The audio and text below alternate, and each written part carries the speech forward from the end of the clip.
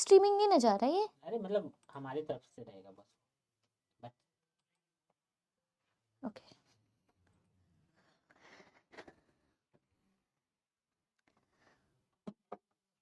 Okay so good morning सभी को भाई। How are you all guys? कैसे हो आप लोग?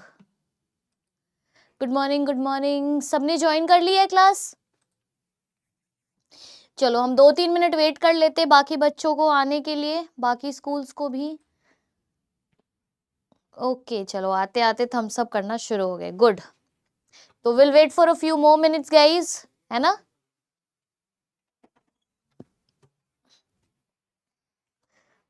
तो जैसे कि मैंने आपसे पूछा था और आप लोगों ने मुझे रिस्पॉन्स नहीं दिया था, तो उसके बेसिस पे मैं वापस से फोटोसिंथेसिस इन हायर प्लांट्स लेकर आई हूँ। और हम नेक्स्ट क्लास में गाइस, है ना, नेक्स्ट क्लास में मोस्ट प्रोबेबली अगर ये चैप्टर फिनिश होता है फिर हम मॉलिक्यूलर फिर से एक बार रिवाइज कर लेंगे।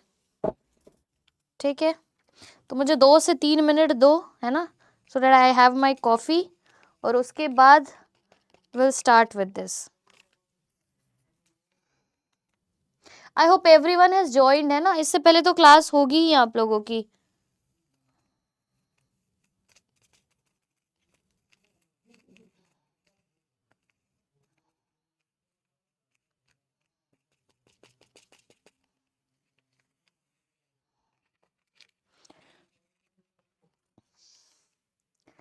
ओके तो गाइज पहली बात तो ये आप बोर्ड देख लो, एक बार बोर्ड देखोगे तो बहुत सारी चीजें समझ आएंगी।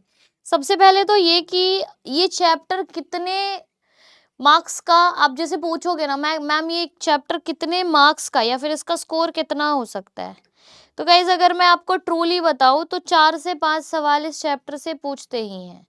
तो आप कुल मिला के ऐसा कर लो कि 20 नंबर से लेके 24 नंबर के बीच, है ना, इसका वेटेज है 20 to 24 मार्क्स। पहली बात गाइस। दूसरी बात अगर आप पूछो कि हर साल, तो गाइज ऑन एन एवरेज की बात कर रही हूं मैं, किसी साल 6 भी सवाल पूछ लेते हैं, है ना, किसी साल 4 सवाल भी पूछ लेते हैं। तो डिपेंड करता है कि पेपर जो सेट कर रहा है उसका मूड क्या है ना, अपने मूड पे इनका डिपेंड करता है कि ये किस तरह से पेपर सेट कर रहे हैं और कितने सवाल ये बनाएंगे। चलिए, तो सबसे पहले गाइज इस पूरे चैप्टर में हमें क्या पढ़ना है ये भी देखते हैं। तो अगर मैं इस चैप्टर की बात करूं गाइज, तो हम देखेंगे कि इस चैप्टर में बेसिकली आपको पढ़ना होगा फोटोसिंथेसिस प्रोसेस क्या है, फोटोसिंथेसिस प्रोसेस की रिक्वायरमेंट क्या है। उसके बाद गाइज तुरंत स्विच हो जाएगा कि फोटोसिंथेसिस में एक्सपेरिमेंट्स कितने थे, कौन से थे। और उसके बाद गाइज हम देखेंगे कि वो जो प्रोसेस हो रही है उसमें रिएक्शंस कितने तरह के हैं। ठीक, और इसको देखने के बाद लास्ट जो हमारा इसका लेफ्ट आउट पार्ट होगा वो होगा कि फैक्टर्स कौन कौन से हैं जो फोटोसिंथेसिस को इन्फ्लुएंस कर रहे हैं। ठीक है, तो एक बार हम चलते हैं गाइज, मूव करते हैं। और जैसे मैंने आपको बोला कि बोर्ड पे देख लो, आपको बोर्ड पे समझ में आ जाएगा। सबसे पहली बात अगर आपसे कोई पूछे फोटोसिंथेसिस क्यों, रिक्वायरमेंट क्या है फोटोसिंथेसिस, पहले तो व्हाट इज फोटोसिंथेसिस। सबसे पहला अगर कोई आपसे सवाल पूछे कि फोटोसिंथेसिस क्या है, तो बेटा फोटोसिंथेसिस एक ऐसी प्रोसेस है जिसके वजह से हम जिंदा हैं, बोले तो, है ना। क्यों? क्योंकि फोटोसिंथेसिस वो प्रोसेस है बेटा जिससे कि 90% ऑफ द फूड, है ना, जो कि प्लांट प्रिपेयर करता है उसे हम कंज्यूम करते हैं। तो we are dependent 90% of the food, है ना। ये प्लांट्स भले ही प्रिपेयर करता है लेकिन हम खाने पे निर्भर हैं। उसके बाद क्या गाइस, फोटोसिंथेसिस के दौरान जो ऑक्सीजन लिबरेट आउट होती है उस पे हम 95% ऑफ O2 पे डिपेंडेंट है। समझ पाए? बताओ हाँ या ना, टेल मी। हमने क्या बोला गाइस, हमने बोला कि 95% ऑफ O2 पे जो प्लांट लिबरेट आउट कर रहा है। फोटोसिंथेसिस की गाइस 2 आउटकम होती है। पहली आउटकम वो फूड बना रहा है, शुगर्स बना रहा है, ठीक है। दूसरा आउटकम क्या, वो ऑक्सीजन रिलीज कर रहा है। और ये दोनों आउटकम हमारे लिए, जितने भी ऑर्गेनिजम्स हैं, सबके लिए बहुत ज्यादा बेनिफिशियल है, ठीक। अब आपसे कोई पूछे कि क्या फोटोसिंथेसिस एक सिंगल स्टेप का प्रोसेस है, क्वेश्चन क्या पूछा कि photosynthesis is a single step process. Guys, अगर किसी ने ऐसी सवाल पूछी, the answer simply to this would be no, big no. No क्यों गाइस? क्योंकि फोटोसिंथेसिस एक सिंगल स्टेप प्रोसेस नहीं है। तो आप बोलोगे मैम कैसा प्रोसेस है? Photosynthesis is a 2 step process. कैसा प्रोसेस है ये गाइस? ये 2 स्टेप का प्रोसेस है। मतलब ये पूरे के पूरे जो फोटोसिंथेसिस है, ये 2 स्टेप में होता है। अब हम आगे बढ़ते हैं, ये 2 स्टेप क्या है? ये 2 स्टेप गाइस अगर हम देखें फोटोसिंथेसिस की, तो ये 2 स्टेप डिवाइडेड होता है। पहला स्टेप में होता है आपका लाइट रिएक्शन, ठीक है। और जो गाइस दूसरी स्टेप होती है, उस दूसरे स्टेप में आपका होता है डार्क रिएक्शन, ठीक है। एक होता है लाइट रिएक्शन और दूसरा होता है आपका डार्क रिएक्शन, ठीक। अब हम आगे बढ़ते हैं। आपने बोला मैम O2 रिलीज होता है, आपने बोला मैम फूड बनता है। तो गाइस होता ऐसा ही है, सबसे पहले लाइट रिएक्शन में कुछ प्रोडक्ट्स बनते हैं, जैसे ATP, ठीक है, जैसे NADH, ठीक है, H+। गाइस यही प्रोडक्ट्स जो हैं, ये डार्क रिएक्शन में जाते हैं और डार्क रिएक्शन में जाने के बाद CO2 को रिड्यूस करके ग्लूकोज में तब्दील कर देते हैं, बदल देते हैं, चेंज कर देते हैं। समझ पा रहे हो? बताओ। हमने क्या बोला गाइस? हमने बोला कि क्या करते हैं, ये CO2 को रिड्यूस करते हैं, CO2 को लेते हैं और ग्लूकोज में कन्वर्ट कर देते हैं, ठीक है। कौन? तो लाइट रिएक्शन की जो ये 3 प्रोडक्ट्स हैं, ये जो लाइट रिएक्शन के 3 प्रोडक्ट्स हैं, ये क्या करते हैं, डार्क रिएक्शन में जाके CO2 को रिड्यूस करके उनको ग्लूकोज या सिंपल शुगर या सिंपल कार्बोहाइड्रेट में चेंज कर देते हैं। As simple as that. Now guys, moving more forward, हम देखेंगे, वील सी कि ये लाइट रिएक्शन और डार्क रिएक्शन लिखा हुआ है ना। हमने क्या देखा? हमने देखा कि भाई लाइट रिएक्शन लिखी हुई है, हमने देखा डार्क रिएक्शन लिखा हुआ है। तो क्या लाइट रिएक्शन लाइट में होता है और डार्क रिएक्शन डार्क में? No guys, dark reaction is just a misnomer. क्या है ये? एक मिसनोमर है। क्योंकि यहाँ लाइट है तो इसके ऑपोजिट में डार्क बोला जाता है, लेकिन इसका मतलब ये नहीं कि ये डार्क में होता है। Light reaction is dependent on light, dark reaction is independent of light, but dark reaction is dependent on the products of light reaction. इसलिए dark reaction हमेशा ही light reaction के बाद होगा। क्यों भाई? हमेशा डार्क रिएक्शन जो है लाइट रिएक्शन के बाद क्यों होगा? ताकि जो डार्क रिएक्शन है गाइस, है ना, वो लाइट रिएक्शन के बाद होगा, क्योंकि इसको ये सारे चाहिए, NADH और ATP चाहिए। किस लिए? सॉरी, NADH लिख रही हूँ मैं, NADPH और ATP चाहिए। किस लिए चाहिए? डार्क रिएक्शन में ग्लूकोज की फॉर्मेशन के लिए चाहिए, ठीक है। चलो नेक्स्ट। जैसे मैंने आपको बताया कि ये 2 स्टेप प्रोसेस होता है, एक में लाइट रिएक्शन होती है, एक में डार्क रिएक्शन होता है। डार्क रिएक्शन में CO2 रिड्यूस होके सिंपल शुगर यानी ग्लूकोज में बदल जाता है। ना गाइस, हम देख रहे हैं कि ये जो फोटोसिंथेसिस की प्रोसेस है ना, जैसे मैंने आपको बताया कि सबसे पहले तो क्यों रिक्वायरमेंट है, ठीक है, व्हाट इज फोटोसिंथेसिस। अब नाउ फोटोसिंथेसिस की जो रिएक्शन है वो कैसी है, which type of reaction is it, ठीक। तो गाइस कहा जाता है कि जो फोटोसिंथेसिस है it is a physico-chemical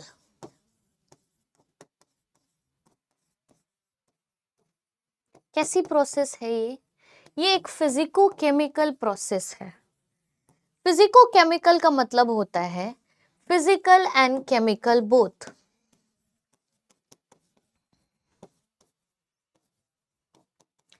physical plus chemical both. Physical कब, जब इसको लाइट मिले। केमिकल कब, जब CO2 की रिडक्शन हो जाए ताकि ये कार्बोहाइड्रेट बना दे, ठीक है। तो ये दोनों फिजिकल और केमिकल रिएक्शन है। नाउ गाइस, फिजिकल रिएक्शन में क्या बोला मैंने कि सनलाइट जैसे मिलता है, जब मिलता है तो ये हो गया फिजिकल, है ना।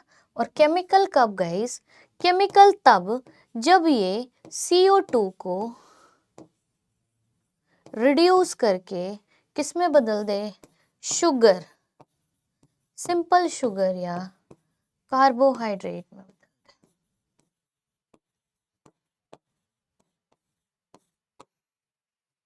Now next guys, it is a anabolic process. दूसरा क्या, it is a anabolic process. Anabolic का मतलब गाइस क्या, इसमें फॉर्मेशन हो रहा है, किस चीज का फॉर्मेशन हो रहा है, शुगर, कार्बोहाइड्रेट। इसमें कार्बोहाइड्रेट बन रहा है, बन रही है, इसीलिए ये कैसा प्रोसेस हो गया, एनाबॉलिक प्रोसेस। तीसरा कहते हैं गाइस इट इज एन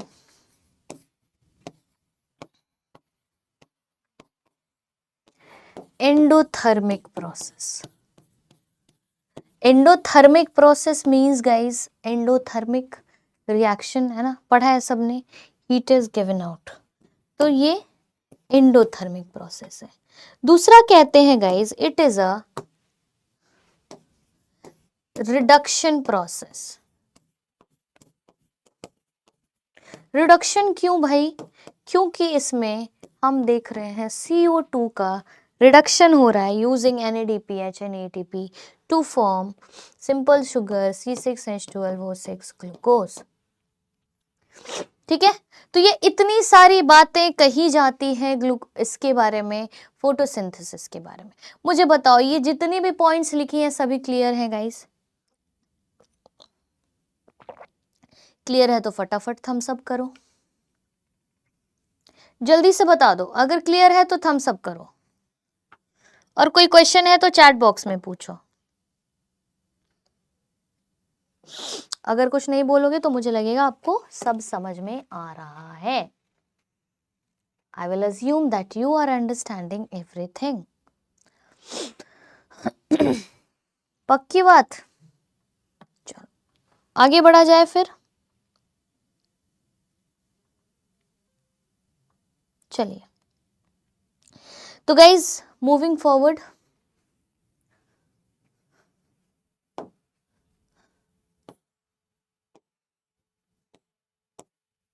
अब हम चलेंगे कुछ सीरीज ऑफ एक्सपेरिमेंट पे। ये तो हो गया फोटोसिंथेसिस, क्या, क्यों, कैसे, किस तरह की प्रोसेस है, ये सारी हो गई। अब हम आगे और बढ़ेंगे गाइस, और आगे बढ़ के हम क्या देखेंगे,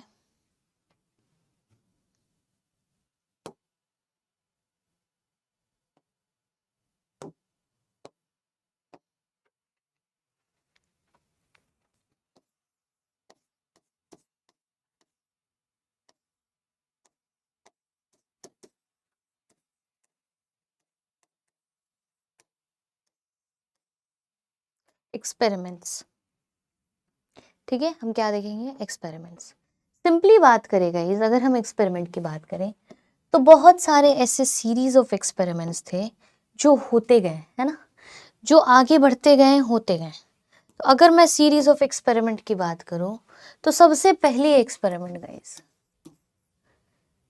पहली बात तो मुझे ये बताओ कि एक्सपेरिमेंट करने की जरूरत क्यों पड़ रही है, why experiment is required.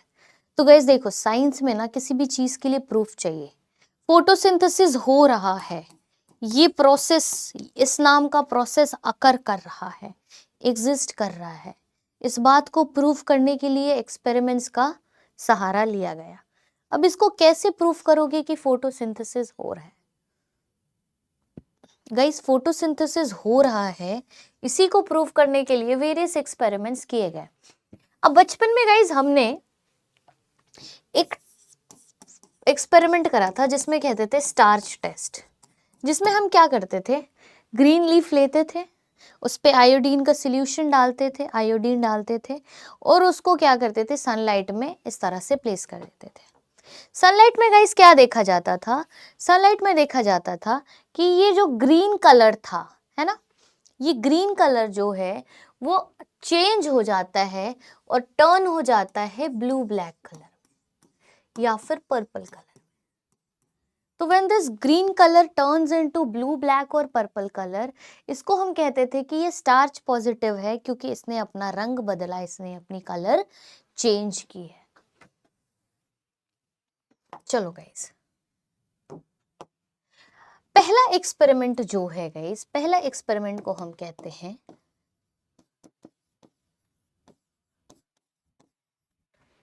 वेरीजेटेड leaf experiment.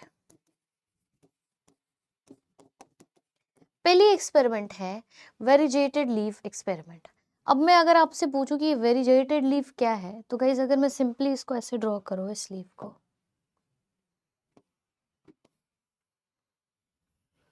है ना, अगर हम इस पत्ती को ऐसे बनाएं तो ये हम वेरीजेटेड लीफ देखेंगे, जिसमें कि इस तरह से कलर्ड होगा ये लीफ। प्लस गाइस इस लीफ में बहुत सारे पैचेस हमको मिलेंगे, जैसे ग्रीन के पैचेस, येलो के पैचेस,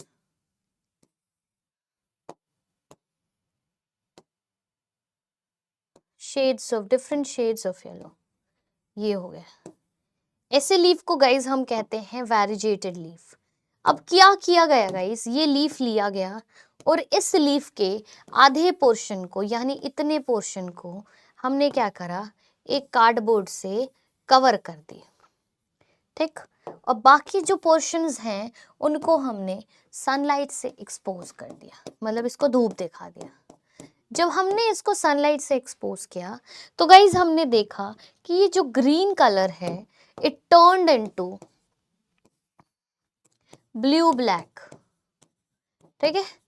लेकिन जब हमने इस पोर्शन की कार्डबोर्ड निकाली तो ये कार्डबोर्ड वाला पोर्शन क्या देखा हमने, it remained green in colour. ये हरा का हरा ही रह गया, ग्रीन कलर का ही रह गया। तो गाइज यहाँ से एक बात तो हमें पक्का पक्का क्लियर हो गया, या हम कह सकते हैं कि यहाँ से ये कंक्लूड हुआ कि sunlight is important for photosynthesis. Conclusion क्या मिला कि धूप दिखाया तभी उसने कलर चेंज किया आयोडीन डालने पे, अगर धूप नहीं दिखा रहे हो तो वो कलर चेंज नहीं कर रहा है। देयरफॉर आप क्या बोल सकते हो, यहाँ से आप बोल सकते हो कि sunlight is important, है ना, for photosynthesis। क्या बोल सकते हैं हम कि सनलाइट जो है वो फोटोसिंथेसिस के लिए इम्पोर्टेंट है। Clear? Now guys, next coming to experiment number 2। Experiment number 2 का नाम है half leaf experiment. Experiment number 2 का नाम क्या है गाइस, हाफ लीफ एक्सपेरिमेंट। अब इस एक्सपेरिमेंट में आप क्या देखते हो, इस हाफ लीफ एक्सपेरिमेंट में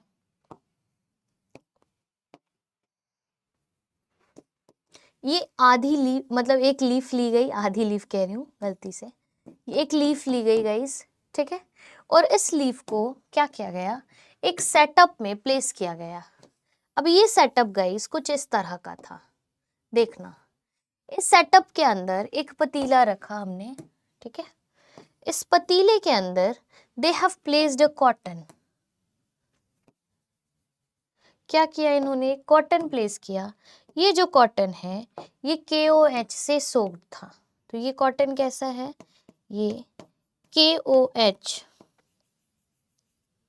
सोक्ड कॉटन,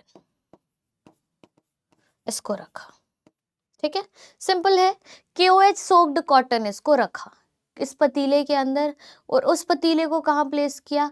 एक लीफ लिया और उसको उसके अंदर प्लेस कर दिया। Now guys, the next thing that happened was, हमने इसमें आयोडीन की सोल्यूशन डाली, और जब हमने इस पे आयोडीन की सोल्यूशन डाली, इसको हमने क्या करा? धूप में रख दिया, सनलाइट दिखाया या लाइट दिखाया। हुआ क्या गाइस कि जो अंदर की तरफ प्रेजेंट था लीफ, वो ग्रीन का ग्रीन कलर का ही रह गया, लेकिन जो लीफ बाहर की तरफ प्रेजेंट थी गाइस, उसने अपनी चेंज कर ली कलर, और ये पर्पल या ब्लू ब्लैक कलर जिसको आप बोलते हो उसमें कन्वर्ट हो गया, ठीक है। तो हमने देखा गाइस कि यहाँ पे कलर चेंज मिली, यहाँ का कलर जो है रिमेन्ड सेम। देयरफॉर क्या गाइस, यहां से ये इन्फर किया गया, क्या इन्फर किया गया भाई?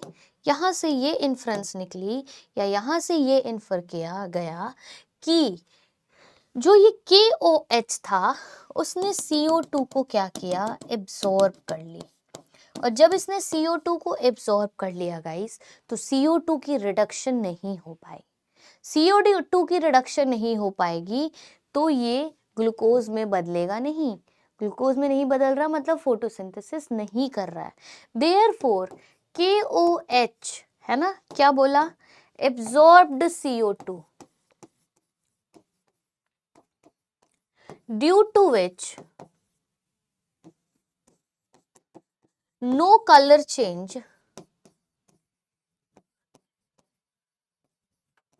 was seen। कोई भी कलर चेंज नहीं देखा। और जब no colour change was seen का मतलब आपको क्या समझ में आया? सो CO2 did not get reduced। CO2 की रिडक्शन नहीं हुई, और जब CO2 की रिडक्शन नहीं हुई तो वो कहाँ से बदलेगा? स्टार्च कार्बोहाइड्रेट में। वो कहाँ से बदलेगा? सिंपल शुगर, ठीक है। आई होप गाइज ये समझ पाए हो आप लोग।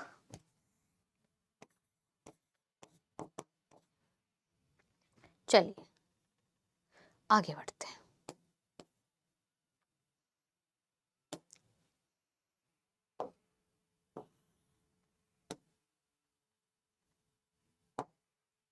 हाफ लीफ एक्सपेरिमेंट के बाद तीसरी जो एक्सपेरिमेंट आती है गाइस, वो है हमारा प्रिस्टली का बेल जार एक्सपेरिमेंट। कौन सी एक्सपेरिमेंट? प्रिस्टली की bell jar experiment. Bell jar क्या है गाइस? ये एक ऐसा अपैरेटस है जो कुछ इस तरह का दिखता है, बेल शेप जार, इस तरह का दिखता है। और इस जार के अंदर आप क्या देख रहे हो? इस जार के अंदर आप क्या देख रहे हो कि इन्होंने क्या करा? एक माइस रखा इस जार के अंदर, और एक कैंडल को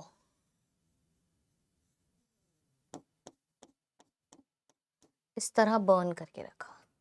अब next guys what he saw कि जब तक ये कैंडल जल रहा था, ठीक है, ये माइस जिंदा था।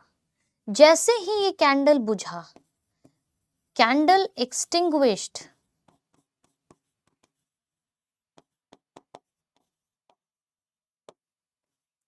The mice died.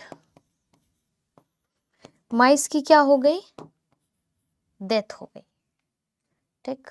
अब नेक्स्ट पार्ट में गाइज इन्होंने इस सेटअप को थोड़ा सा किया मॉडिफाई। इन्होंने इस सेटअप को किया मॉडिफाई। अब क्या किया कि इसके अंदर इन्होंने एक मिंट प्लांट को डाल दिया।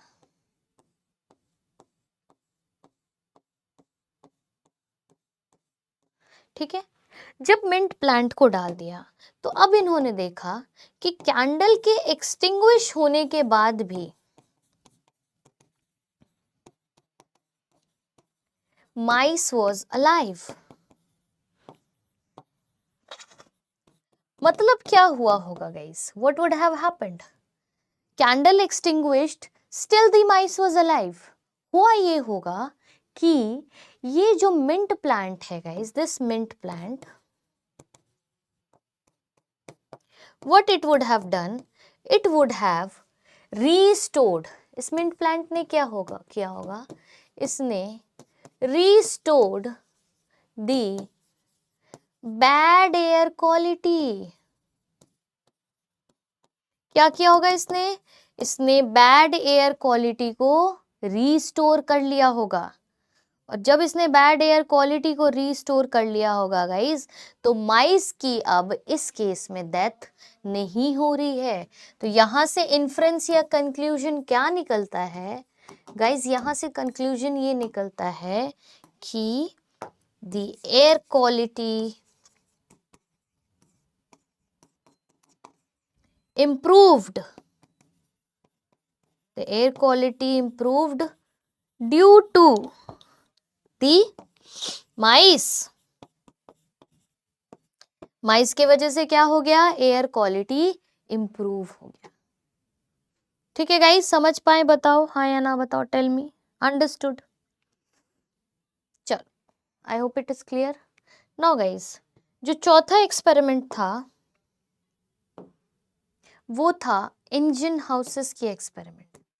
फोर्थ एक्सपेरिमेंट जिस साइंटिस्ट ने किया था उनका नाम था इंगन हाउसेज एक्सपेरिमेंट।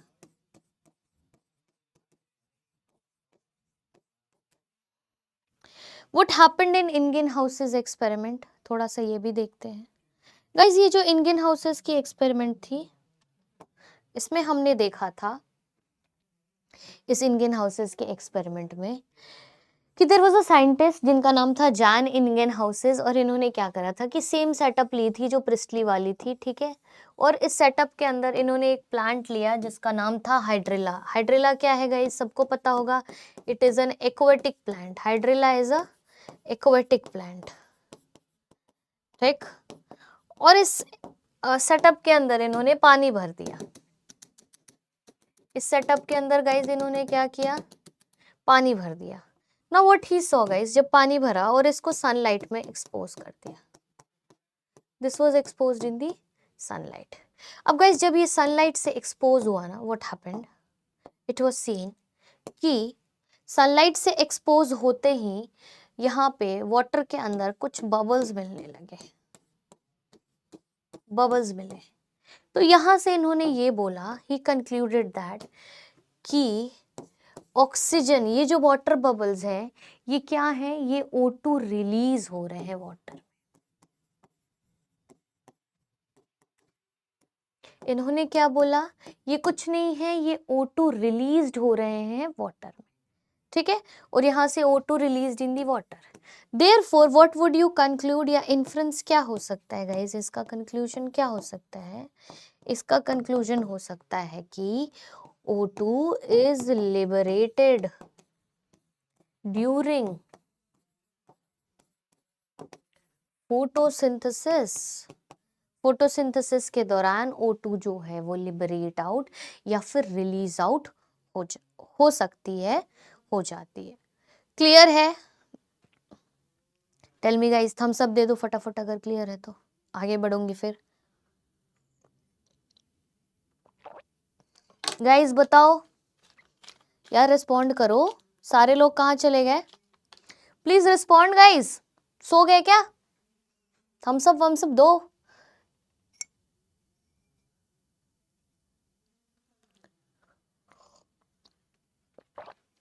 आप लोगों के ऐसे मौज है ना, कोई देख है नहीं रहा है, कैमरा ऑफ ही रखना है, ऑडियो ऑफ ही रखना है, आपने सुनना भी है नहीं, पता नहीं टीचर रिस्पॉन्ड मांगे तो रिस्पॉन्स भी नहीं देना है।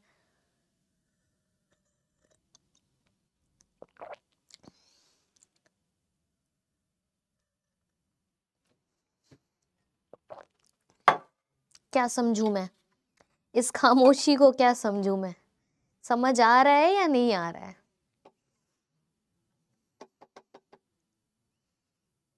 कुछ भी नहीं बोलने वाले? अरे बोल लो, कुछ नहीं होगा, रिस्पॉन्ड कर दो, थम्स अप ही कर दो। SOSE हरिनगर, SOSE गौतमपुरी, करोल बाग, है ना? चलो गुड, नाम लेके पूछना पड़ता है। कालका जी, हाँ भाई, समझ में आ रहा है? आगे बढ़ू? चलो अब एक लास्ट एक्सपेरिमेंट, नहीं 2 एक्सपेरिमेंट और है, एक और एक्सपेरिमेंट आता है गाइस इसके बाद। 5th experiment is एंगलमैन्स experiment.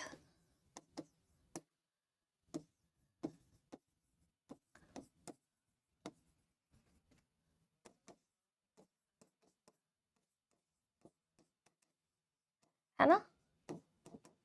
Engelmann का एक्सपेरिमेंट आता है। इस एक्सपेरिमेंट में देखो क्या होता है गाइस। इस एक्सपेरिमेंट में जो सेटअप है वो कुछ इस तरह से है कि एक सेटअप लिया, इस सेटअप के अंदर 2 ऑर्गेनिजम्स लिए हैं। सबसे पहला इन्होंने लिया एक ग्रीन एल्गी जिसका नाम है क्लैडोफोरा, और दूसरा इन्होंने लिया गाइस कुछ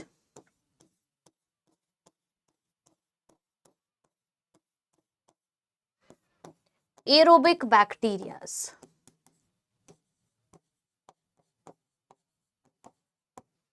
ठीक है, अब इस सेटअप को पानी से भर दिया, ये सब जगह एरोबिक बैक्टीरियाज फैले हुए हैं। एरोबिक बैक्टीरियाज कौन से बैक्टीरिया होते हैं गाइस? वो बैक्टीरिया जो टोटली ऑक्सीजन पे डिपेंड करते हैं ताकि ये अपने फिजियोलॉजिकल फंक्शंस को कर सके, है ना? ताकि ये अपने फिजियोलॉजिकल फंक्शंस को परफॉर्म कर सके।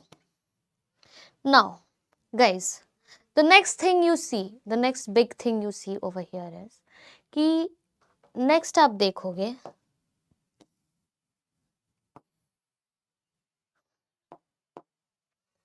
इन्होंने इस सेटअप के पहले एक प्रिज्म लगाया और इस प्रिज्म से सनलाइट को पास कराया। जैसे ही प्रिज्म से सनलाइट टकराई वही 7 कलर्स में स्प्लिट हो गया, ये 7 कलर्स में हो गए स्प्लिट। जब इन्होंने ये 7 कलर्स में स्प्लिट हुए गाइस, तो ये 7 कलर्स थे आपके VIBGYOR, violet, indigo, blue, green, yellow, orange and red. हमने क्या देखा गाइस कि यहाँ पे अपने को मिलेगी जो ब्लू कलर थी और जो रेड कलर थी, वहां पे ये एरोबिक बैक्टीरिया की कॉलोनीज बहुत ज्यादा नंबर में मिले। ठीक है, ये जो ब्लू रीजन है और रेड रीजन है, यहाँ पे एरोबिक बैक्टीरिया कॉलोनीज में बहुत ज्यादा मिले। तो यहाँ क्या हुआ होगा गाइस, यहाँ से क्या इन्फ्रेंस निकाल सकते हो?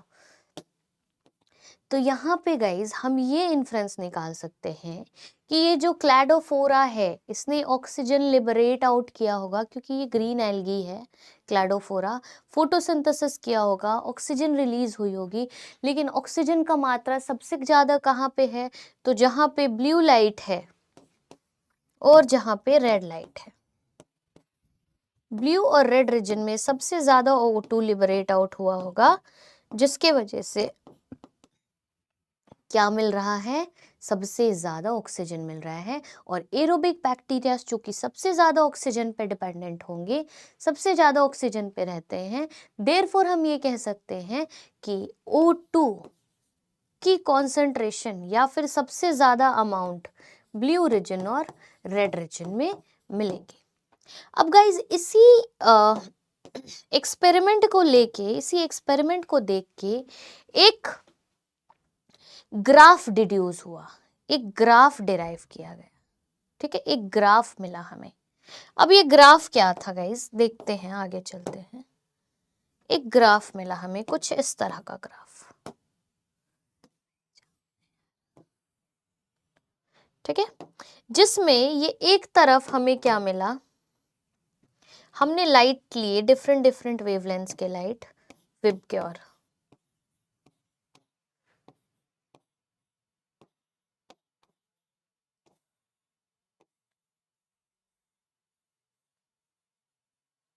ठीक है, डिफरेंट डिफरेंट वेवलेंथ्स के लाइट लिए हमने, और एक तरफ गाइज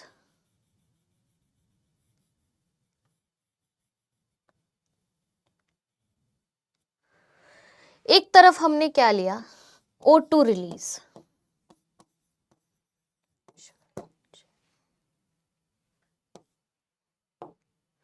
ठीक है, एक है O2 रिलीज। अब देखो, ये ग्राफ देखा गया कि इस तरह से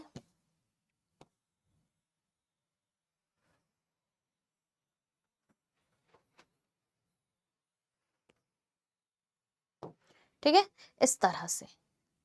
फाइन। अब एक बात बताओ, हमने क्या देखी, ये ब्लू रीजन पे और ये रेड रीजन पे सबसे ज्यादा फोटोसिंथेसिस हो रहा है। क्यों? क्योंकि यहाँ पे सबसे ज्यादा ऑक्सीजन जो है उसकी सबसे ज्यादा पीक मिल रही है।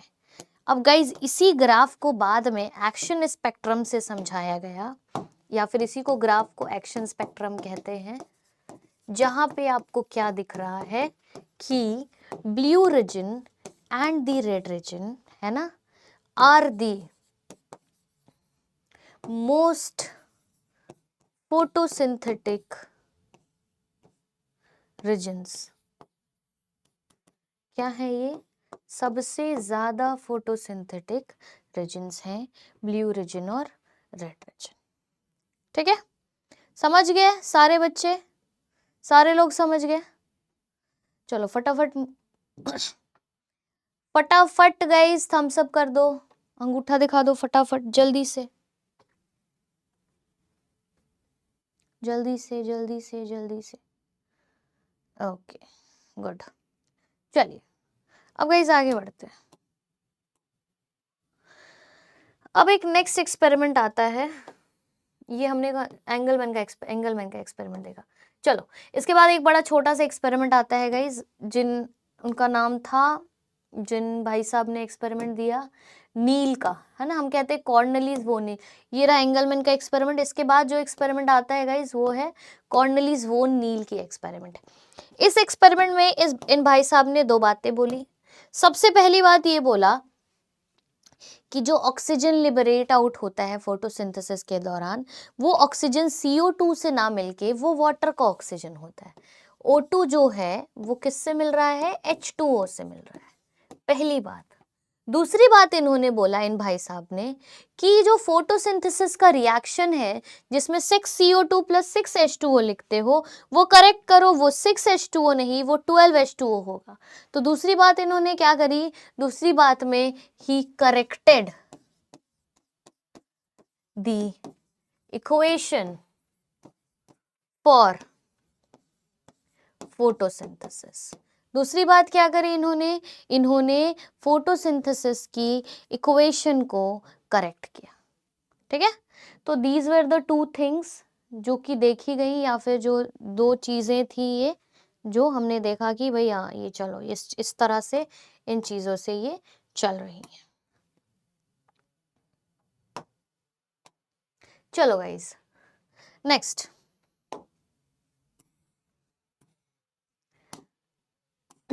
ये रहा 6CO2 की जगह 12H2O बताया, ना कि 6H2O। अब गाइज हम दूसरे पड़ाव में चल चुके हैं। हमारा जो एक्सपेरिमेंट वाला पोर्शन है वो यहाँ पे हो जाता है खत्म। किसी को कोई डाउट, कोई दुख, दिक्कत, समस्या, कष्ट बताइए मुझे, मैं आपके कष्टों का निवार्य करूंगी।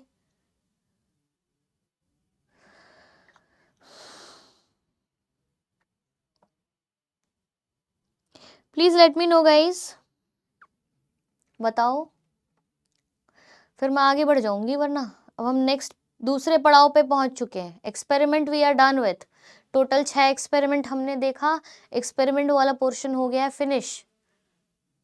अब हम आगे बढ़ेंगे गाइस।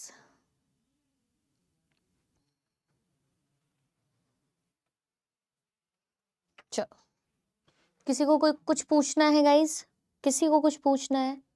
चैट ऑन है, चैट्स ऑन है गाइस, किसी को कुछ पूछना है तो पूछ लीजिए, आगे बढ़ूंगी वरना मैं। ओके, थम्स अप दे दो, सब समझ में आ गया तो फटाफट। SOSE, मुझे तो ऐसे भी बहुत कम लोग दिख रहे हैं। सेक्टर 23,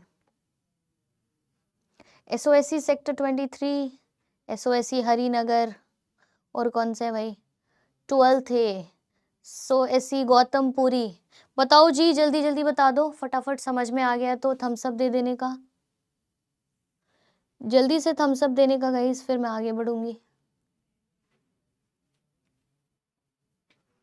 चलो, आई होप समझ पा रहे हो, समझ ले रहे हो, that's why you are not responding, यही समझू मैं। चलो ठीक है, गुड। नेक्स्ट गाइस आता है फोटोसिंथेसिस के साइट और उनके पिगमेंट्स। ठीक है, तो सबसे पहले तो मैं बता दूं कि फोटोसिंथेसिस के बारे में लिखता है कि मेसोफिल सेल्स जो उनके होते हैं, है ना, तो क्लोरोप्लास्ट की आप देखोगे कि क्लोरोप्लास्ट जो है वो मेसोफिल सेल्स में प्रेजेंट होते हैं। अब ये डायग्राम बना रखा है गाइस, ठीक है, this is the diagram of the photosynthesis chloroplast, और इस क्लोरोप्लास्ट के डायग्राम में आपको ये वेरियस चीजें दिखा रही हैं। अब इसी में गाइज आपको स्ट्रोमा पता चलेगा, ग्राना पता चलेगा, थाइलाकॉइड पता चलेगा, ग्रानम पता चलेगा। तो अगर मैं फिर से इसको एक रफ डायग्राम बनाऊं और आपको बताऊं कि देखो भाई कहाँ प्रेजेंट होता है, तो एक डायग्राम लेते हैं क्लोरोप्लास्ट की गाइज।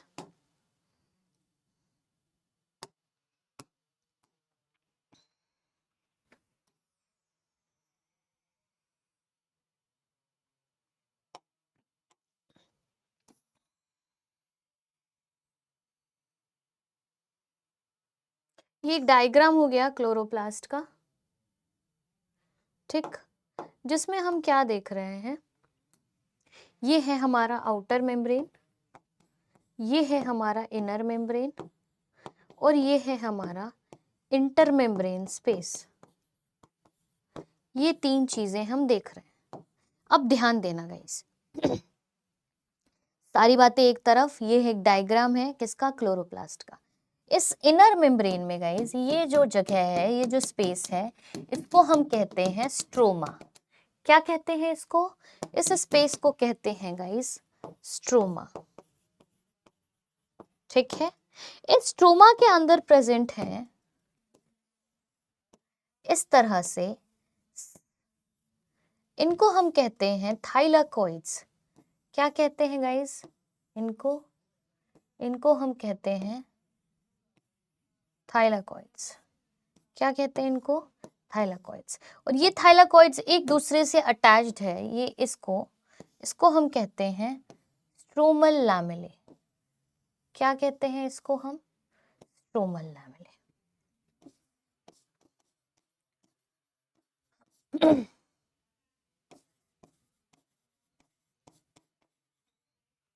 क्या कह रहे हैं? स्ट्रोमल लैमेले। एक को हमने क्या बोला? एक को हमने बोला थाइलाकॉइड।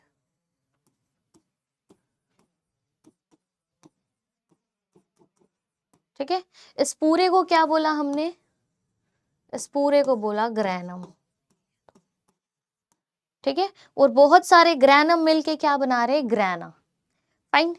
अब अपन देखते हैं ना, if I take out 1 molecule of thylakoid guys, मैं क्या करूंगी? अब मैं थाइलाकॉइड के एक मॉलिक्यूल को बाहर की तरफ निकालूंगी, ऐसे देखना, ये मैंने डायग्राम बना दी। अब मैं क्या करूंगी? ये एक थाइलाकॉइड मॉलिक्यूल को हमने निकाला बाहर, ऐसा समझो कि ये ग्रीन वाला है, ठीक है, एक मॉलिक्यूल हमने इधर बाहर निकाला। अब ये जो थाइलाकॉइड मॉलिक्यूल है गाइस, सबसे पहला जो हम कह रहे हैं लाइट रिएक्शन, सबसे पहले जो लाइट रिएक्शन होता है, लाइट जो है इसी थाइलाकॉइड के अंदर पड़ती है, गिरती, ठीक है, और इसके अंदर जो H2O प्रेजेंट है गाइस, वो स्प्लिट हो जाता है किसमें? H+ प्लस O2 में। समझना, प्लीज समझना, ठीक है। इसमें स्प्लिट हो जाता है H2 H+ और O2 में। अब नेक्स्ट आप क्या देखोगे गाइस कि ये H+ और O2 में स्प्लिट तो हो गया।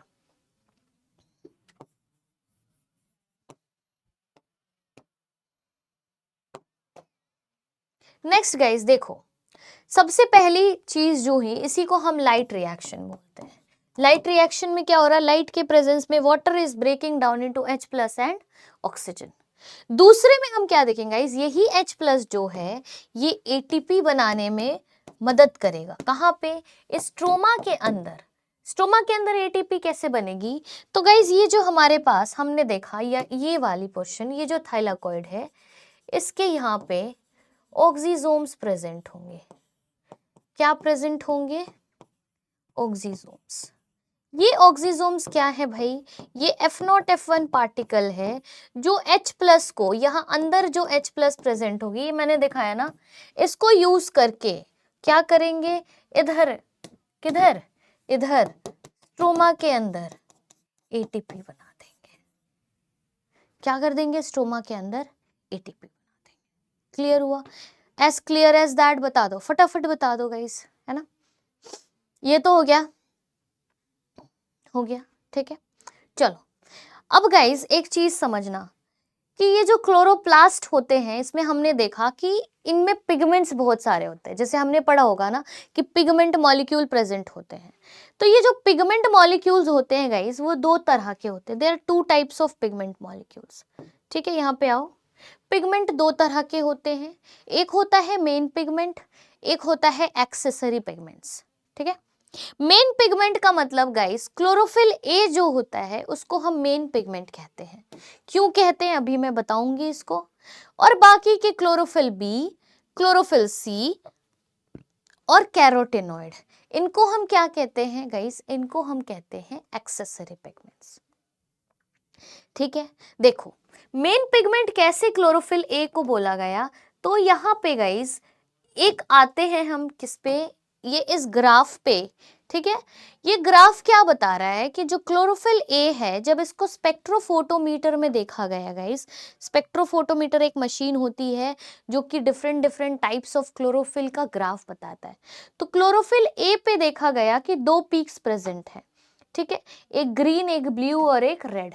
चलो तो हम ले लेते हैं क्लोरोफिल ए वाला जो पीक है गाइस, उसको हम लेते हैं पिंक कलर का। चलिए, तो ये रहा गाइस हमारा क्लोरोफिल ए मॉलिक्यूल जिसके 2 पीक्स हैं, ठीक है। या फिर ब्लू ही ले लो गाइस, ये ब्लू वाला क्लोरोफिल ए रहा। ये कैरोटिनॉइड गाइस मैं पिंक ले लेती हूँ, ठीक है। ये कैरोटिनॉइड मॉलिक्यूल पिंक रहा इस तरह से, और एक रहा ग्रीन। ग्रीन रहा गाइस हमारा क्लोरोफिल बी, देखना ये बी रहा क्लोरोफिल बी। अब देखो, अब आपको क्या करने गाइस, आपको तीनों पीक्स देखने हैं। तीनों पीक में अगर मैं बात करूं, देखो तो क्लोरोफिल ए ये ब्लू वाला है ना, ये ऐसे ऊपर जा रहा है, फिर ये नीचे जा रहा है, फिर ये इधर इस तरह का पीक बना रहा है, ठीक है। अब गाइस ये सेम पीक जो ऐसे ऊपर गया, जो ये आपने ऑक्सीजन वाली में भी देखी थी ना, जिसमें हमने बोला था कि एक्शन स्पेक्ट्रा है, एक्शन स्पेक्ट्रम है, याद करो। एक्शन स्पेक्ट्रम का ग्राफ है जिसमें आपको 2 ग्राफ्स मिल रहे थे इस तरह से। अब ये गाइस ये एक्शन स्पेक्ट्रम वाले जो ग्राफ हमने बनाए थे ना, ये इस तरह के आपको जो ग्राफ मिल रहे थे, ये क्या था बेसिकली, ये हमने देखे थे कि ये इस तरह के ग्राफ मिल रहे थे ब्लू रीजन और रेड रीजन में। अगर इसी ग्राफ को गाइज उस ग्राफ के साथ के ऊपर रख दो, सुपर इम्पोज कर दो, तो ये जो क्लोरोफिल ए है वो बिल्कुल उसी ग्राफ की तरह दिखता है। यहाँ पे देखो रेट ऑफ फोटोसिंथेसिस और एब्जॉर्प्शन, मतलब ये ब्लू रीजन, ये रेड रीजन, और ये रहे गाइज आपके क्या, ये ऑक्सीजन वाले रहे और ये क्लोरोफिल ए का ग्राफ। तो यहाँ से जाके हमें पता चला कि चूंकि जो ऑक्सीजन का ग्राफ है वो बिल्कुल सेम टू सेम है किसकी तरह, जो क्लोरोफिल ए है उसकी तरह, देयरफॉर जो हमारा मेन पिगमेंट होगा वो none other than chlorophyll A ही होगा। अंडरस्टूड, बताओ यहां तक क्लियर हुआ। चलो फटाफट एक वो कर दो, थम्स अप दे दो गाइस, अगर समझ आया तो फटाक से थम्स अप दे दो। यहां से ये डिड्यूस हो गया, समझ में आई, समझ में आया सबको।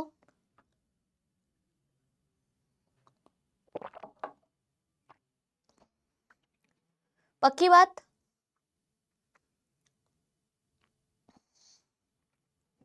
वेल एंड गुड, नहीं समझ में आया तो फिर मुझसे पूछ सकते हो। यहां से जाके ये पता चला कि chlorophyll A he main pigment है। अब देखो गाइस, यहाँ पे एक एक्सपेरिमेंट कह सकते हो कि ये एक एक्सपेरिमेंट किया गया जिसमें देखा गया कि जो पिगमेंट्स होते हैं वो किस किस कलर के होते हैं। तो ये पिगमेंट्स के कलर को देखने के लिए सबसे पहले गाइस एक टेक्निक होता है जिसको हम कहते हैं पेपर क्रोमैटोग्राफी टेक्निक। अब गाइस इस टेक्निक में क्या होता है कि हम एक पेपर लेते हैं, ठीक है, हमने एक पेपर लिया इस तरह से, और इस पेपर में हमने क्या किया गाइस कि जो ग्रीन लीफ होती है उसको क्रश करके उसका पेस्ट बना के थोड़ा सा पेस्ट लेके इस पे रख दिया, ठीक है। और इस पेपर को हमने डिप कर दिया। कहां पे डिप करा? एक हम कह सकते हैं सॉल्यूशन के अंदर जिसके अंदर इथेनॉल प्रेजेंट होगा। जैसे ही हमने इस पेपर को डिप करा गाइस, तो कैपिलरी एक्शन से ये जो पानी था इथेनॉल, ये ऊपर की तरफ चढ़ने लगा। ये ऊपर की तरफ जब बढ़ने लगा गाइस, तो ये यहाँ पे बढ़ा इस जगह पे, और इस पिगमेंट के अंदर जितने कलर्स थे सब स्प्लिट हो गए अपने अपने डिफरेंट कलर्स में। तो देखो गाइस क्या देखा गया, देखा ये गया कि जो क्लोरोफिल ए था यहाँ पे वो ब्राइट और ब्लू ग्रीन कलर का मिला। क्लोरोफिल ए का कलर कैसा था? ब्राइट, या फिर आप बोलोगे कि ब्लू ग्रीन या ब्राइट कलर मिल रहा है तो वो क्लोरोफिल ए होगा। येलो या ग्रीन कलर मिल रहा है तो वो क्लोरोफिल बी होगा। अगर येलो कलर मिल रहा है तो वो ज़ैंथोफिल होगा, और अगर yellow to yellow orange colour मिल रहा है तो वो कैरोटेनॉइड होगा, ठीक है। तो इतनी सारी बातें हैं गाइस जो आपको जानना है कि अगर ये कलर मिलता है तो इस तरह के पिगमेंट या ये वाला पिगमेंट होगा। क्लियर हुआ? बताइए मुझे, please give me a thumbs up guys अगर ये क्लियर है तो फिर मैं आगे बढ़ूंगी।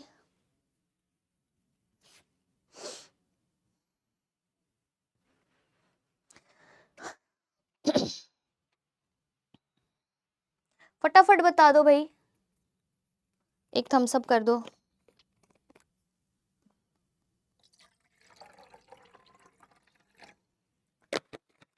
और ये क्वेश्चन पूछ सकते हैं आपको कि कैरोटेनॉइड का कलर क्या होता है, क्लोरोफिल बी किस कलर का मिलता है, ज़ैंथोफिल किस कलर की मिलती है।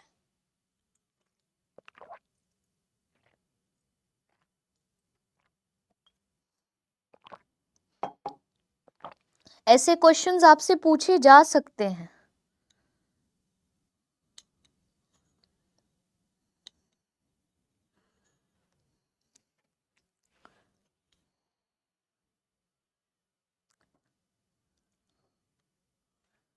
चले आगे बढ़े गाइस, मुझे नहीं लग रहा आप लोग इंटरेस्टेड भी हो। Don't answer. इसके बाद गाइस हमें जो पढ़ना है वो है फोटो सिस्टम। फोटो सिस्टम क्या होता है, ठीक है। फर्स्ट ऑफ ऑल गाइस ये जो पिगमेंट्स हैं ये दो तरह के फोटो सिस्टम में बटे हुए हैं। एक होता है फोटो सिस्टम 1 और दूसरा है फोटो सिस्टम 2, ठीक है। फोटो सिस्टम 1 जो है गाइस, आप देखना, each photo system has chlorophyll A and accessory pigments bound by proteins. जितने भी पिगमेंट्स हैं उसमें सिर्फ क्लोरोफिल ए मॉलिक्यूल जो है गाइस, क्योंकि ये मेन मॉलिक्यूल है ना, ये मेन मॉलिक्यूल है, तो मेन मॉलिक्यूल को गाइस हम रिएक्शन सेंटर कहते हैं। मेन मॉलिक्यूल को क्या कहते हैं? Reaction centre. बाकी जितने मॉलिक्यूल्स हैं उनको हम कहते हैं गाइस लाइट हार्वेस्टिंग कॉम्प्लेक्सेस या फिर एक्सेसरी पिगमेंट्स। क्या कहते हैं हम? एक्सेसरी पिगमेंट्स, ठीक है।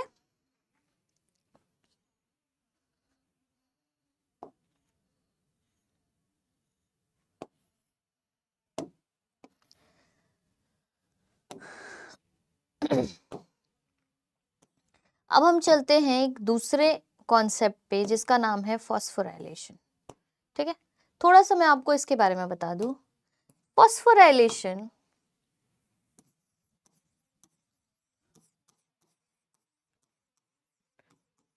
का मतलब सिंपली होता है कि फॉस्फेट की सिंथेसिस, क्या होता है फॉस्फोराइलेशन का मतलब? Synthesis of phosphate molecules.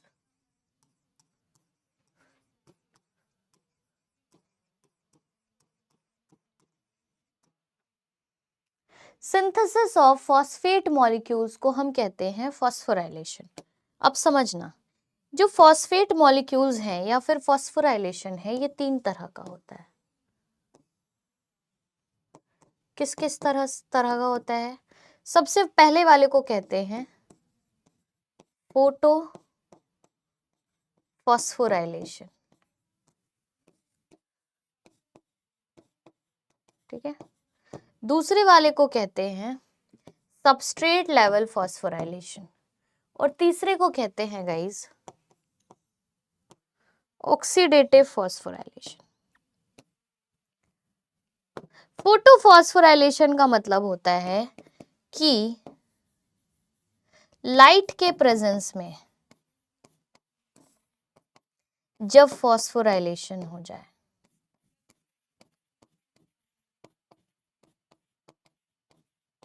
Photophosphorylation. Substrate level phosphorylation is guys direct phosphorylation.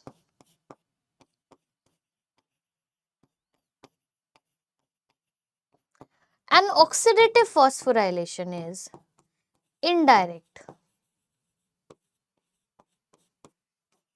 phosphorylation.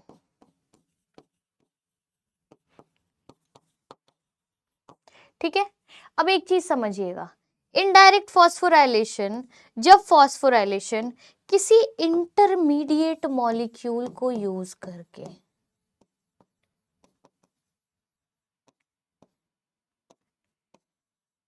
ठीक है, किसी इंटरमीडिएट मॉलिक्यूल को यूज करके जब फॉस्फोराइलेशन कराया जाए तो उसको हम क्या कहते हैं? Oxidative phosphorylation. अब गाइज ये इंटरमीडिएट मॉलिक्यूल आपका NADH या FADH हो सकता है, ठीक है। तो अगर NADH या फिर FADH मॉलिक्यूल को यूज करके फॉस्फोराइलेशन किया जाए तो इसको हम क्या बोलेंगे? Substrate level phosphorylation. One more thing guys, NADH और इस तरह का फॉस्फोराइलेशन अगर मैं बात करूं तो ये इस तरह का फॉस्फोराइलेशन जो है यानी SLP और OP फोटोसिंथेसिस में नहीं होता है। ये कहाँ पे होते हैं गाइस? इस तरह के फॉस्फोराइलेशंस जो हैं वो रेस्पिरेशन में होते हैं। यहां पे गाइस सिर्फ फोटोसिंथेसिस में सिर्फ फोटोफॉस्फोराइलेशन आपको देखने को मिलता है, फोटोफॉस्फोराइलेशन, ठीक है। Now the next thing guys, देखिएगा एक और आता है थ्योरी जिसको हम कहते हैं केमी ऑस्मोटिक हाइपोथेसिस। अब गाइज ये भी एक धारणा है, एक मानना है ना। लोग कहते थे कि बैक्टीरिया ने क्या किया, एक ऑर्गेनील को इनगल्फ कर लिया, और जब इस ऑर्गेनील को इनगल्फ किया तो ये डबल मेम्ब्रेन स्ट्रक्चर हो गया। इसी डबल मेम्ब्रेन स्ट्रक्चर को लोग अब कहते हैं कि यही माइटोकॉन्ड्रिया बन गया बाद में, ठीक है। समझ पा रहे हो? इसी को क्या बोला कि यही स्ट्रक्चर बाद में क्या बन गया? माइटोकॉन्ड्रिया बन गया। तो गाइज इन सब चीजों पे बिलीव करना नहीं है, ऐसा कुछ होता नहीं है, ठीक है। It was just what? A hypothesis. It was just a hypothesis. Now guys अगर आपसे कोई पूछे कि फॉस्फोराइलेशन जो है वो माइटोकॉन्ड्रिया में और क्लोरोप्लास्ट में अलग किस तरह से होती है, तो आप आराम से बता सकते हो कि ये रहा माइटोकॉन्ड्रिया, ठीक है, और गाइज यही रहा, ये रहा क्लोरोप्लास्ट। चलो ये मैंने यहाँ पे माइटोकॉन्ड्रिया बना लिया,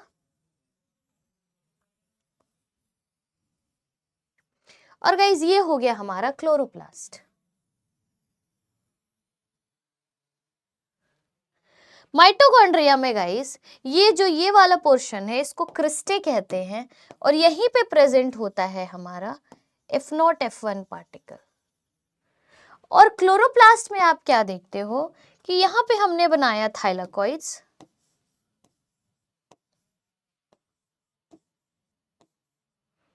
ठीक है, यहाँ पे हमने बनाया थाइलाकॉइड्स, थाइलाकॉइड में स्ट्रोमल लैमेले प्रेजेंट है। ठीक है, और इसी थाइलाकॉइड के आउटर मेम्ब्रेन पे बाहर की तरफ गाइज हमारे पास प्रेजेंट होगा क्या, हमारे पास प्रेजेंट होगा F0 F1 पार्टिकल। क्या प्रेजेंट होगा हमारे पास, F0 और F1 पार्टिकल। ना गाइज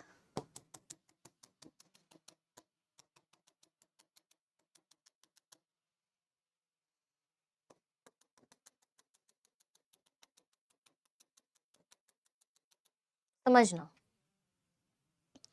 ये जो F0 F1 पार्टिकल है ये क्या करेगा, यहां से H प्लस लेगा क्योंकि H2O टूटा है तो H प्लस इसके अंदर है, और इसको एज अ ग्रेडियंट यूज करके ATP में ADP में PI जोड़ के ATP बना देगा। सेम चीज आप यहाँ पे देखोगे गाइस कि ये क्रिस्टे है, इसके ऊपर ये F0 F1 पार्टिकल है, चूंकि यहाँ पे H प्लस गाइज यहाँ इंटर मेम्ब्रेन स्पेस में प्रेजेंट होता है, नहीं H प्लस इधर प्रेजेंट होता है, तो ये क्या आप देखोगे गाइज कि ये H प्लस क्या करेगा, यहाँ पे inside the inner membrane only, ठीक है, ये इनर मेम्ब्रेन पे ही गाइज F0 F1 यहीं पे प्रेजेंट है, इनर मेम्ब्रेन पे ही H प्लस को यूज करके ये इनर मेम्ब्रेन पे ही ATP बनाएगा। तो दोनों में आपने क्या डिफरेंस देखी गाइज, दोनों में हमने डिफरेंस देखी कि माइटोकॉन्ड्रिया में जो ATP की फॉर्मेशन हो रही है, माइटोकॉन्ड्रिया में क्या देखा हमने, फॉर्मेशन ऑफ ATP कहाँ पे हो रही है, कहाँ पे हो रही है ATP की formation, inside the inner membrane. कहाँ पे हो रही है बेटा, इनर मेम्ब्रेन पे हो रही है। और अगर क्लोरोप्लास्ट की बात करें गाइस, तो क्लोरोप्लास्ट में हम देख रहे हैं कि जो फॉर्मेशन ऑफ ATP हो रही है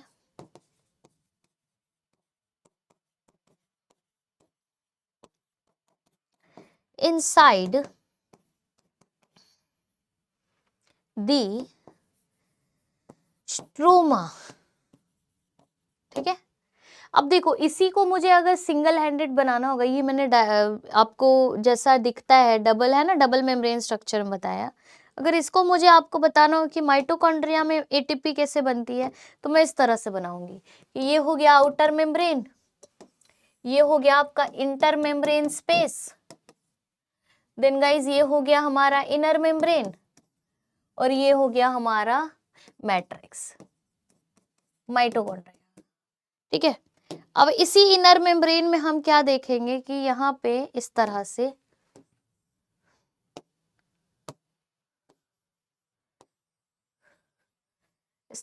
है ना, F0 F1 पार्टिकल प्रेजेंट है, ये इनर मेम्ब्रेन हो गया।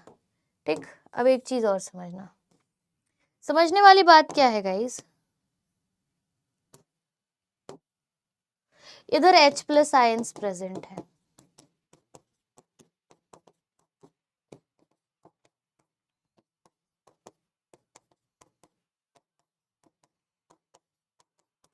ये होगा क्या कि ये जो F0 F1 है, this is the head guys, इसको हेड बोलते हो, ये रोटेट करते रहता है।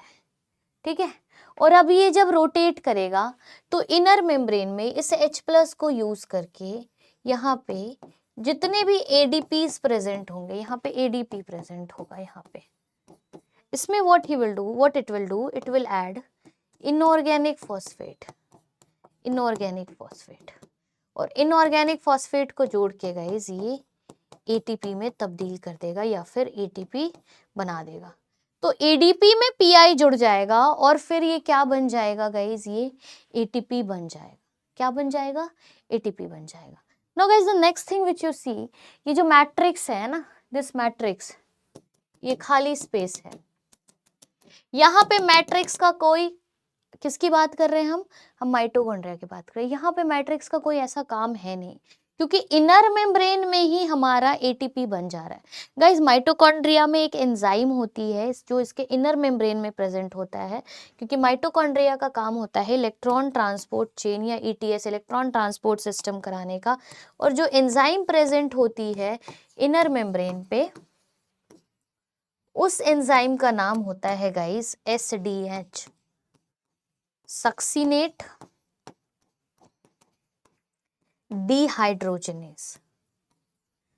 इस एंजाइम का काम क्या है गाइज? ये जो एंजाइम है एसडीएच, ये इनर मेम्ब्रेन में ईटीएस कराता है, इलेक्ट्रॉन ट्रांसपोर्ट सिस्टम, जो मैंने आपको ऑलरेडी रेस्पिरेशन में बता दिया है। मैंने रेस्पिरेशन में आपको पढ़ाया है ईटीएस, ठीक है, complex 1, complex 2, complex 3, complex 4, complex 5। अब ये वाला मुझे आप लोग चैट बॉक्स में कमेंट करके बताओगे कि ये ऑक्सीजोम किस कॉम्प्लेक्स में आता है, 1 2 3 4 5, कौन सा कॉम्प्लेक्स नंबर है ये ऑक्सीजोम? चलो फटाफट बताना जरा, ऑक्सीजोम कौन सा कॉम्प्लेक्स है और मैट्रिक्स में क्या मिलता है? मैंने अभी थोड़े दिन पहले ही रेस्पिरेशन पढ़ाया, तो मैं एक्सपेक्ट कर रही हूं कि आप लोग मुझे इसका आंसर दे दोगे। ऑक्सीजोम कौन सा कॉम्प्लेक्स है? प्लीज आंसर गाइस, ऐसे नहीं करो, प्लीज आंसर। ऑक्सीजोम कौन, ये आंसर हुआ complex number 1 2 3 4 5। Which complex is oxysome?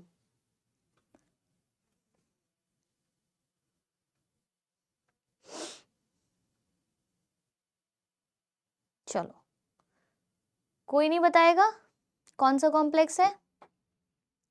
Complex number 5 है गाइस, ठीक है, हमने पढ़ा भी है रेस्पिरेशन में। Complex number 5 ATP synthase complex, जो एटीपी बना रहा है यही तो है वो कॉम्प्लेक्स नंबर 5। समझ पा रहे हो? तो यही है कॉम्प्लेक्स 5, एटीपी सिंथेस कॉम्प्लेक्स, ठीक है। चलो नेक्स्ट,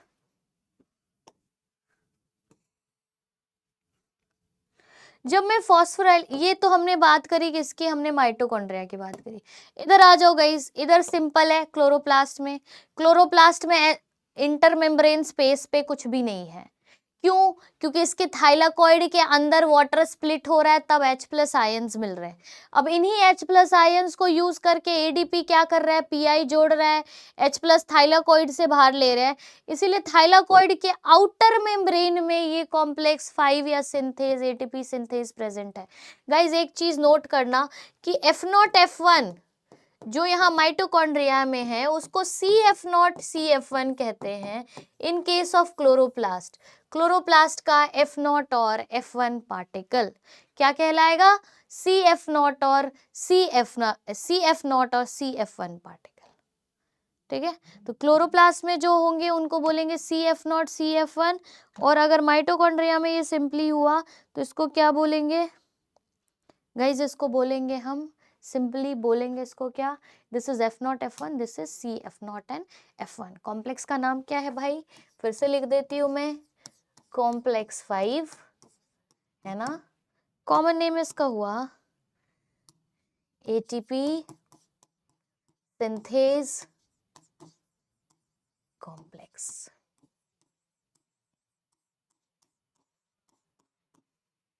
क्या नाम हुआ इसका? एटीपी सिंथेज कॉम्प्लेक्स, ठीक है। बता दो, तो ये हो गया हमारा फॉस्फोराइलेशन गाइज। अब नेक्स्ट क्लास में इसके आगे हम पढ़ेंगे, नेक्स्ट क्लास में हम पढ़ेंगे कि जो फोटो फॉस्फोराइलेशन होती है वो कितने टाइप्स का होता है। जैसे अगर मैं बात करूं तो हमने देखा है ना कि साइक्लिक और नॉन साइक्लिक, हमने इससे पहले भी पढ़ा था, तो हमने देखा था। पहले इसके लिए सबसे पहले तो हमें फोटो सिस्टम थोड़ा सा समझना पड़ेगा कि फोटो सिस्टम क्या है। तो हमने बात करा था फोटो सिस्टम 2 तरह का होता है ना, फोटो सिस्टम 2 तरह का है, एक होता है PS1 और एक होता है PS2।